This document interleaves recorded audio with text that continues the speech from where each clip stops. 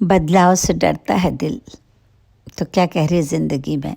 मैं ममता तिवारी आप सबसे मुखातिब हूँ। गुलाबी ठंड ने दस्तक दी है, ज़िंदगी कई मायनों में उथल पुथल हो जाती है। मसलन जिन्हें गर्मी ज़्यादा लगती है वो प्रसन्न हैं, जो मौसम बदलते ही बीमार हो जाते हैं उन्हें परेशानी हो जाती है। पर मैंने देखा सब कुछ निर्भर करता है मन पर। मन चंगा तो कटौती में गंगा। मौसम का बदलना अर्थात मन, रहन सहन सब में बदलाव। अगर सकारात्मक तरीके से सोचती हूँ तो खुश हो जाती हूँ। नई नई सब्जियाँ, फल, गर्मा गर्म व्यंजन, सूप, कुछ भी पहन लो, ऊपर से शॉल डाल लो, घूमने का मज़ा, खाने का मज़ा। बहुत लोग इसी ठंड का इंतज़ार करते हैं। कुछ लोग बदलाव से बहुत डरते हैं। क्या, क्यों, कैसे होगा। हर साल पापा का ट्रांसफ़र होता था और माँ बाप ने सिखाया था सकारात्मक रहना।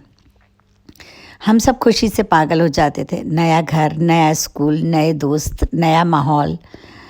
पहले पापा जाकर शहर, स्कूल, कोर्ट दिखाते थे, फिर हम सब उन्हें घेर के बैठ जाते थे। वो नक्शा बनाकर हमें समझाते थे कि कौन पैदल जा सकता है, कौन साइकिल से, कौन रिक्शा से। नए घर में कौन सा कमरा बच्चों का, माता पिता का, अतिथियों का। जी हाँ, हर बच्चे के लिए अलग कमरे का प्रावधान नहीं था और कई बार अतिथि कक्ष भी नहीं होता था। अतिथि आने पर परेशान होने की बजाय हम खुश हो जाते थे।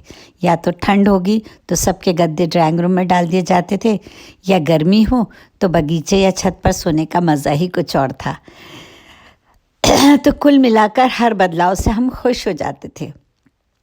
हमारी एक बहन थोड़ी नक चढ़ी थी, कहती उफ़ क्यों आते हैं ये मेहमान बार बार।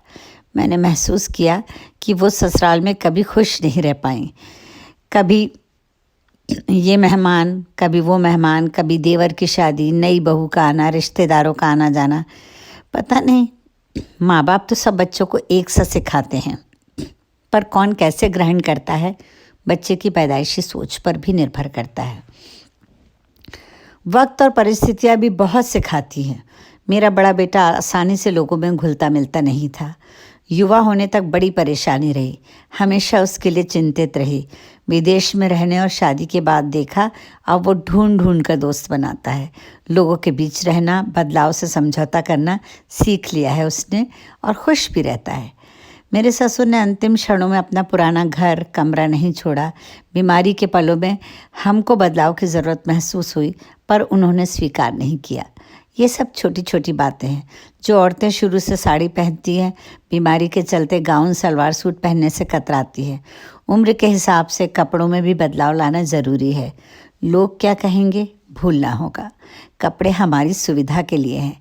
जैसे दांतों के गिरने से पचने की परेशानी के कारण हमें खाने पीने में बदलाव लाना पड़ता है। रात देर से नींद आती है तो नियमानुसार 5 बजे ही उठना होगा, ऐसा सोचना बेफिजूल है। होगा क्या, कम सोने से मोटापा बढ़ेगा, स्वास्थ्य खराब होगा, तो बदल लें नियम। पर नहीं, बच्चे बहू क्या कहेंगे कि माँ इतनी देर तक सो रही है। कुछ जिम्मेदारियाँ भी बदलने लगी हैं। आप हर समय उन्हीं से चिपके नहीं रह सकते। घड़ी देखकर खाना खाने की आदत पड़ी है, अब भूख देखकर खाएं। वक्त और जिम्मेदारियों के चलते मेल जोल जरा कम रखा था, अब बदल लें खुद को। मेल जोल, मिलें जुलें, बातें करें। पूरा जीवन खामोश रहने वाले मेरे अंकल उम्र दराज होने पर मुखर हो उठे। युवाओं को उनका साथ बहुत अच्छा लगता है। वे अपने ज़माने की फिल्में, किताबों की बातें कर अनुभव बांटते हैं। वे युवाओं के विचारों को सम्मान देते, उनकी बातें सुनते, समझते और उनसे सीखते भी। मुझे उनका ये सुखद बदलाव पसंद आया, तो मैंने भी अपने और बच्चों के बीच से उम्र की दीवार गिरा दी। बदलाव शुरुआती दौर में थोड़ा डराता है, पर बहुत कुछ सिखाता भी है। इसलिए यात्राएं कितनी अच्छी लगती हैं। जैसा चाहें पहने, घूमें फिरें, समय की कोई पाबंदी नहीं। अजनबियों से बात करो। अर्थात बदलाव का पहला और अहम कदम है यात्रा। हर समय रिजर्वेशन मिले या एसी की सुविधा हो, ऐसा भी तय ना करें। बाकी तो सब छोटे छोटे बदलाव है। ज़माने के लिए क्या खुद को बदलना, खुद के लिए खुद को बदल के देखिए। मौसम ने पूछा तुमसे कभी क्या मैं बदलूं? हवा ने कहा कि आज मैं बदलने वाली हूँ आंधी में। हाँ, मन ने ज़रूर कहा कई बार, मैं थक गया आपाधापी से। आराम करना चाहता हूँ, चाय की जगह कॉफ़ी पीना चाहता हूँ, थोड़ा रिदम के साथ नाचना और थक के सोना चाहता हूँ। उम्र का सोच रिटायर्ड नहीं होना चाहता, मैं बस पुनः उड़ना चाहता हूँ। हाँ, मैं बदलना चाहता हूँ। तो बदलें खुद को, खुद के लिए, लोगों के लिए नहीं। जब डरें बदलाव से तो 2 कागज़ पेन लें और बदलाव से होने वाले नकारात्मक और सकारात्मक रिजल्ट अलग अलग कागज़ों पर लिखें। आप स्वयं ही देख लें किस पर नंबर ज़्यादा हैं। तो फिर निकालिए अपना पुराना लोअर, टी शर्ट, जूतों से धूल झाड़ें और निकल पड़ें सैर को और पूछें अपनी छड़ी से, और क्या कह रही है ज़िंदगी। शुक्रिया।